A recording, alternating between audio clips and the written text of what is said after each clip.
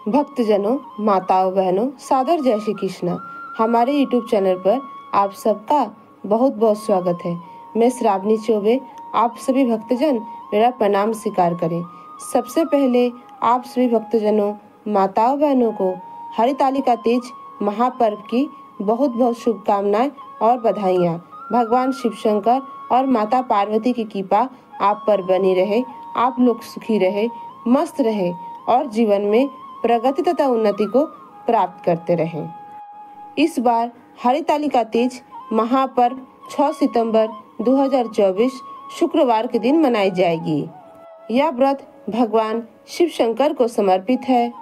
इस व्रत को करने से अखंड सौभाग्य, धन, ऐश्वर्य तथा पुत्र प्राप्ति का वरदान मिलता है। सौभाग्यवती माताएं बहनें इस व्रत को अपने पति के लंबी उम्र के लिए करती हैं और कुंवारी कन्याएं अगर इस व्रत को करेंगी तो उन्हें मनचाहा वर की प्राप्ति होगी।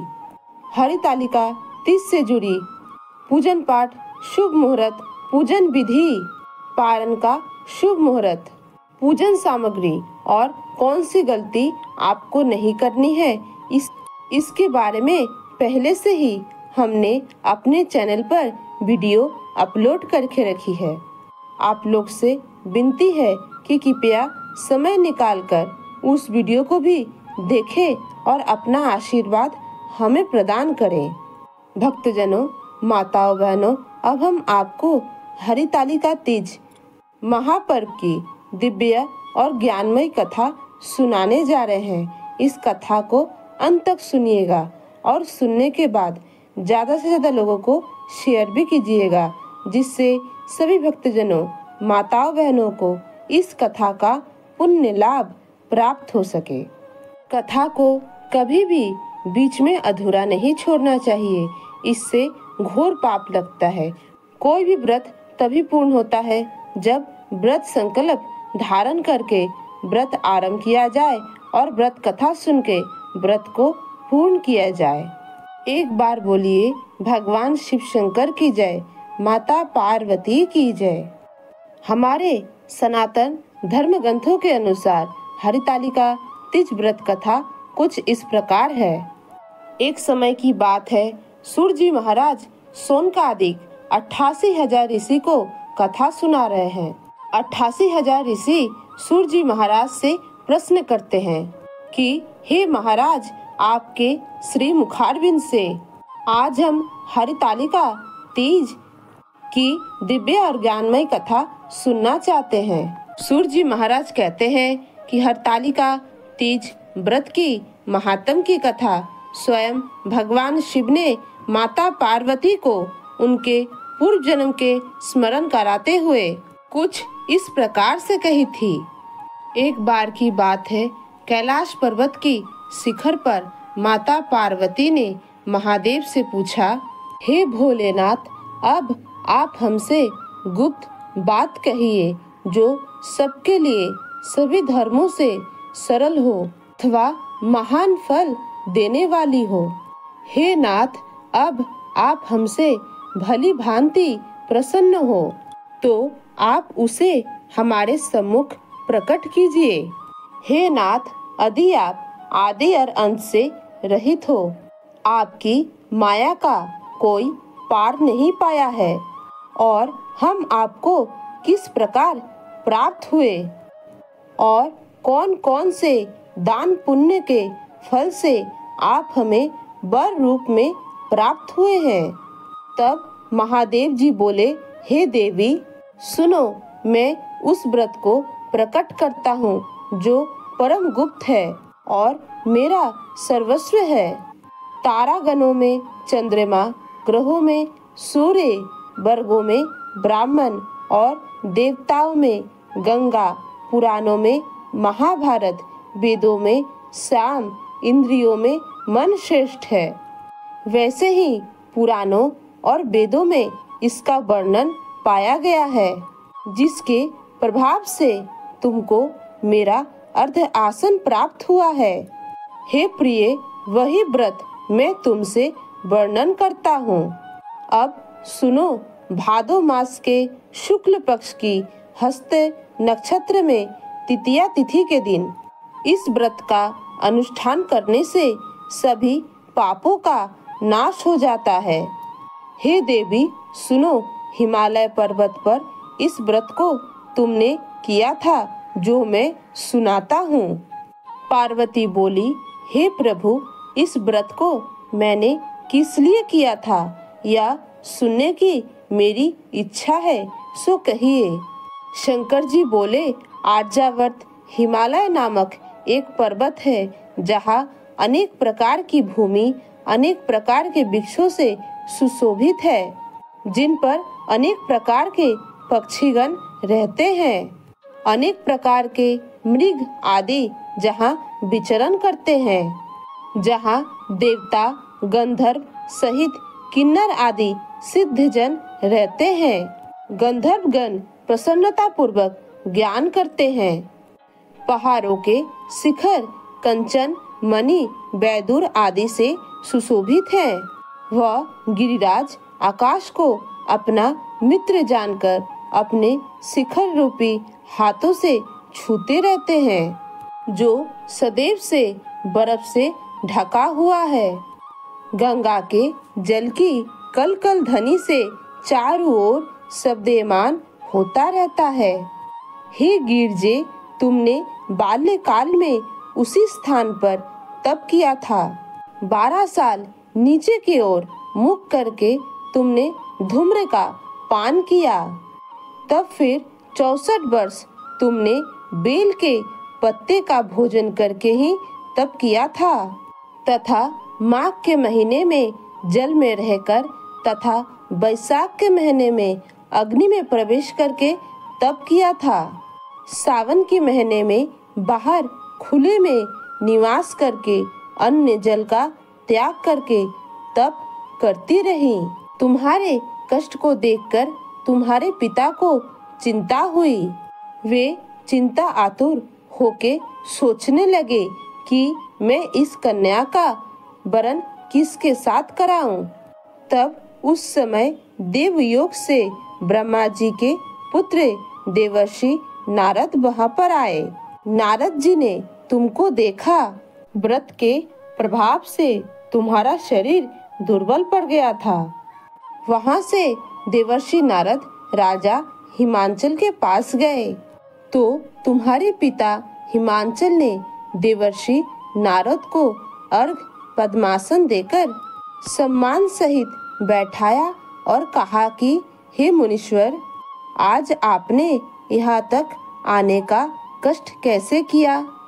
आज मेरा अभाग्य है कि आपका शुभ आगमन यहाँ पर हुआ है। कहिए कैसे आना हुआ। तब नारद जी बोले, हे गिरिराज, मैं विष्णु जी का भेजा हुआ दूत हूँ। उनके आदेश पर यहाँ पर आया हुआ हूँ। तुम मेरी बात ध्यान से सुनो। तुम अपनी लड़की को उत्तम वर प्रदान करो। ब्रह्मा शिव इंद्र आदि देवताओं में विष्णु के समान कोई नहीं है, इसलिए आप अपनी पुत्री से विष्णु भगवान का वरण करवाओ। राजा हिमांचल ने कहा कि यदि भगवान विष्णुदेव स्वयं ही मेरी पुत्री को वरण करना चाहते हैं और इसी कार्य के लिए आपका आगमन हुआ है, तो मेरे लिए यह तो गौरव की बात है। मैं अवश्य ही अपने पुत्री से उनका वरण करवाऊंगा। हिमांचल की यह बात सुनते ही देवर्षि नारद जी आकाश में अंतर्धान हो गए और शंख चक्र गदा पद्म पीताम्बर धारी भगवान विष्णु के पास पहुँचे। नारद जी ने हाथ जोड़कर भगवान विष्णु जी से कहा, हे प्रभु, मैं आपका विवाह कार्य निश्चित कर आया हूँ। यहाँ पर आपके पिता राजा हिमांचल ने प्रसन्नता पूर्वक आपसे कहा कि हे पुत्री, आज बहुत ही शुभ दिन है। ब्रह्मा जी के पुत्र देवर्षि नारद यहाँ पर आए थे तुम्हारा विवाह का प्रस्ताव लेकर।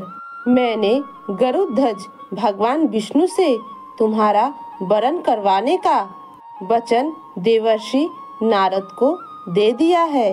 पिता के ऐसे वचन सुन के माता पार्वती बहुत दुखी हुई, किंतु मर्यादा के चलते कुछ बोल ना पाई।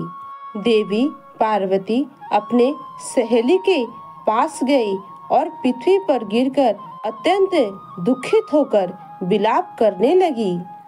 तुम्हें विलाप करते हुए देखकर सब सखियां बोली, हे देवी, तुम किस कारण से इतना दुखी हो?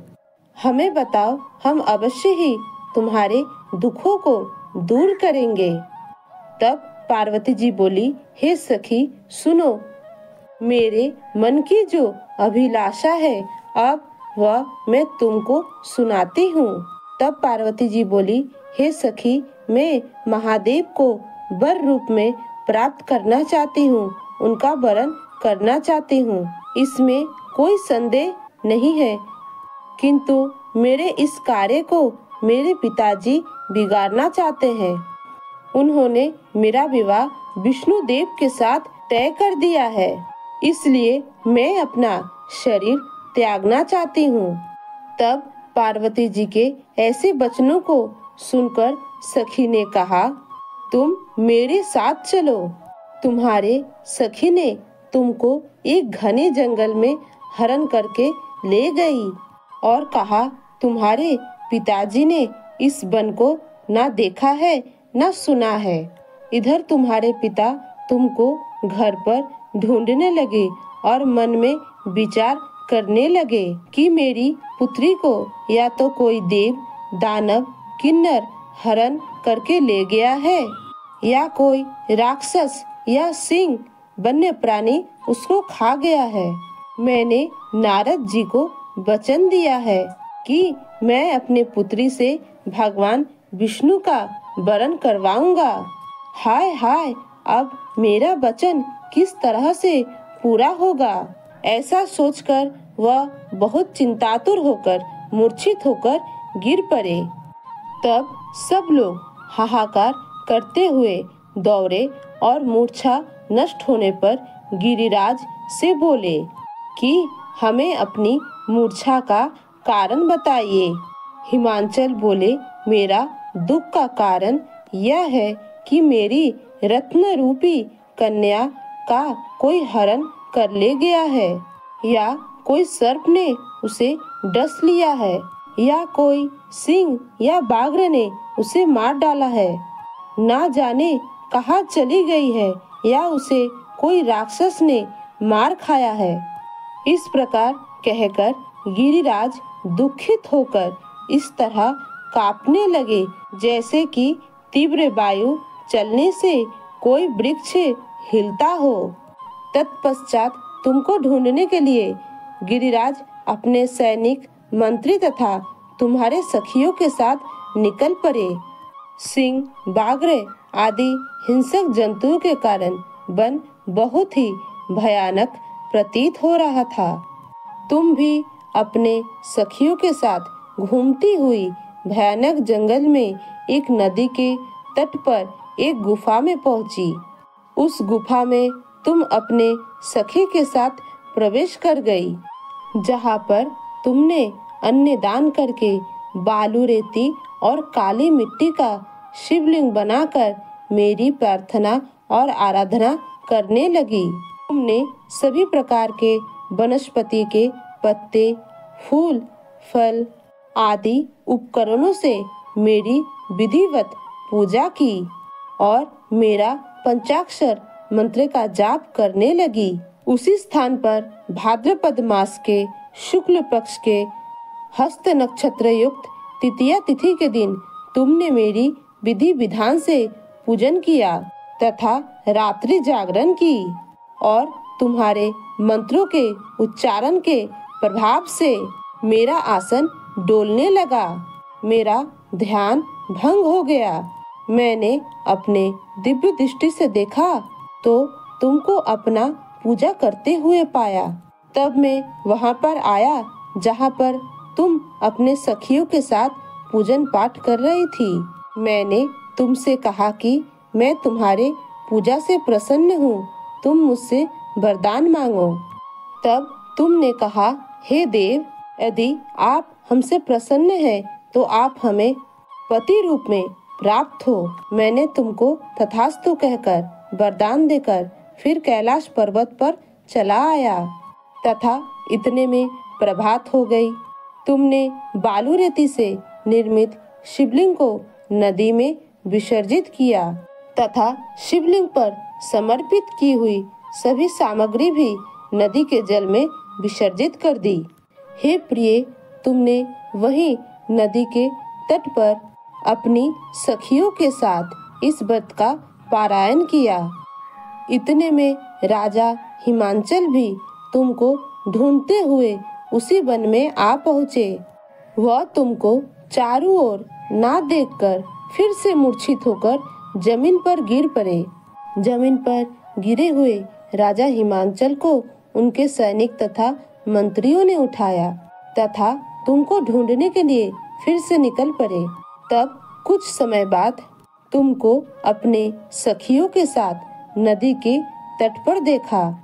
तब वे तुम्हारे पास आ गए और तुम्हें हृदय से लगाकर रोने लगे और बोले, हे पुत्री, तुम इस सिंह बाघ युक्त घने जंगल में क्यों चली आई?